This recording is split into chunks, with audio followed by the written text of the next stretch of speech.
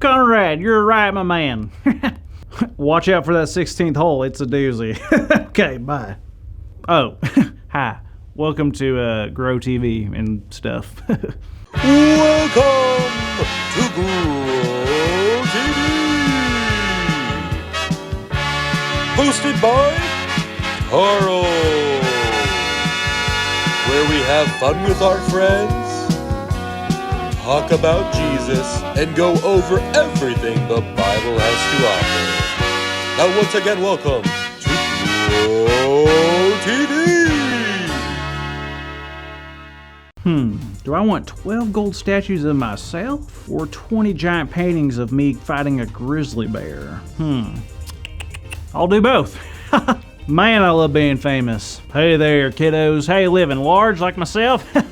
I bet. Anywho, I'm not sure how much time I have today for Grow TV. Now that I'm famous, I don't have much time for anything but parties, award shows, banquets, and the occasional tennis match with my good friend Jimmy Fallon. Oh, what's that you say? I look and seem different? Well, that's the point, y'all. Before I went viral, I was just a normal dude with a normal job. But now I'm famous. I'm a celebrity, and everyone knows my name. Don't believe me? Well, I got some questions here that only famous people would know. Ready? Number 1. How much does a pound of escargot cost? Answer, 0 pounds. That's not even a real word. Question number 2. How many stars are on the Hollywood Stars Walk of Fame? Easy. At least 15,000. And finally, question number 3. What is the one thing all famous people must say after entering a room? It's very simple. You walk into the room, you put your hands like this, then you say, howdy ho, I'm famous and I'm here. See, I told you. Now forget the old Carl. The new and improved Carl is here to stay. Oh, hey, Carl. Hi, Alan. Alan. My name's Andy, you know that. Oh, do I? I just know so many people now, it's hard to keep track.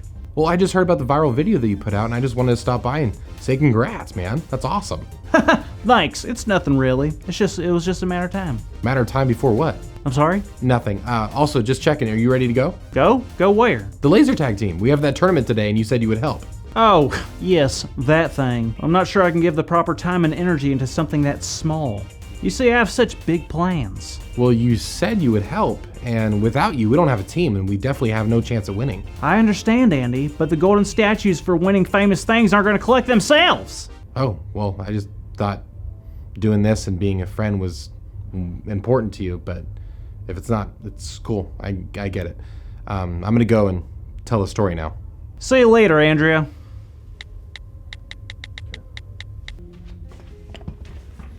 Hey kids! So last week we talked about how Solomon had taken over his dad's spot, King David, as the new ruler of Israel. Now, just like Carl apparently, Solomon was famous. I mean, really famous. He was going to be going down in history as one of the greatest kings of all time. And Solomon was going to try and do something big. You see, when King David was alive, he had tried to build a temple for God, and it was going to be big and wonderful. Now, God loved the idea of the temple, but David was told to wait because one day his son Solomon would go on to build it. Now, God had a plan, and King David may not have understood, but he listened to God anyway. So now Solomon is king, and he had already started his reign off on the right foot by offering sacrifices to God. But now it was time to build the temple. Now, this temple wasn't going to be some small little shack, no. This temple would be built by thousands of people. Solomon wanted to make sure that whoever saw this temple knew just how big and wonderful God truly was. Once the temple was built, Solomon had the Ark of the Covenant brought in, so that way the presence of God could be there forever. And God also told Solomon that when the temple was finished being built, that a dark cloud would fill the inside of the temple, and inside that cloud, God would be present.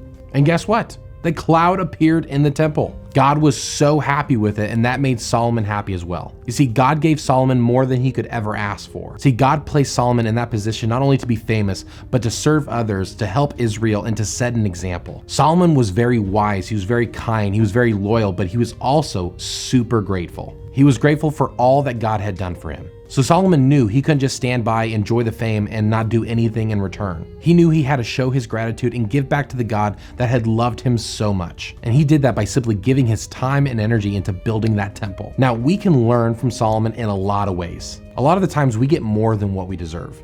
Most of us have houses and food to eat inside of those houses. But sometimes we get presents on our birthdays and we get to go on really fun trips. Even during tough times when our parents might be stressed about how to pay the bills, or maybe we're tired or there's a lot of going on so we're stressed. It might be hard to find things that we're grateful for. Every single day we get to try harder to be the people who God has called us to be. And we can be grateful for the air that we get to breathe right now, or the cool option that we get to talk to the God of the universe anytime we want. God has given us a full life of joy, of love, and forgiveness, and it is our job to be thankful and to give back to the God who has loved us so much. So you're probably wondering, how can we give back to God? And I'm going to tell you, we can do it in simple ways, like being nice to our friends and our brothers and our sisters, noticing and doing something when someone needs help, using less than what we need, maybe giving more than what we want to give. So many ways, but it all starts with having a thankful heart. And when we are thankful, we can give God what we have.